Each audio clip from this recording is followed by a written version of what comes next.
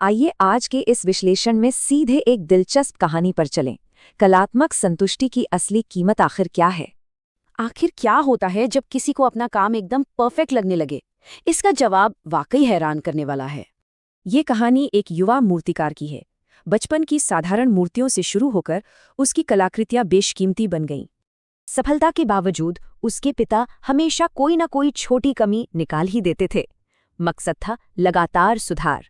सालों तक कोई शिकायत नहीं हुई। बेटे ने चुपचाप हर फीडबैक माना और पूरी लगन से अपनी कला को निखारा। लेकिन फिर एक खतरनाक मोड़ आया। जैसे ही बेटे की मूर्तियां पिता से महंगी बिकने लगी, उसकी सोच बदलने लगी। बेटा लगातार आलोचनाओं से चिढ़ने लगा।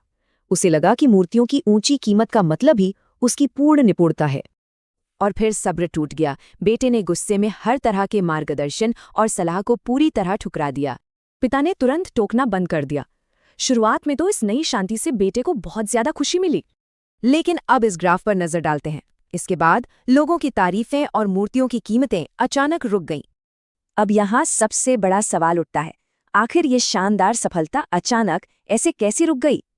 इस ठहराव से परेशान होकर बेटा वापस पिता के पास गया। पता चला कि इतिहास खुद को दोहरा रहा था।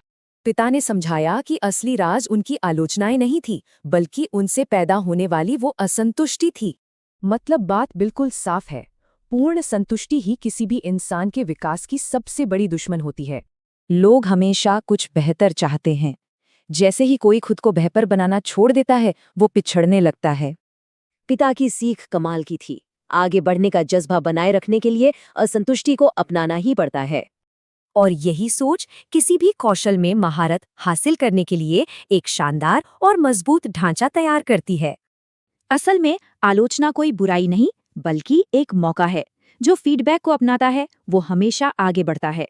चलते चलते एक सवाल, अगर पूर्ण संतुष्टि ही प्रगति की दुश्मन है, तो कल कौन सी अपूर्ण कृति को संवारा जाएगा?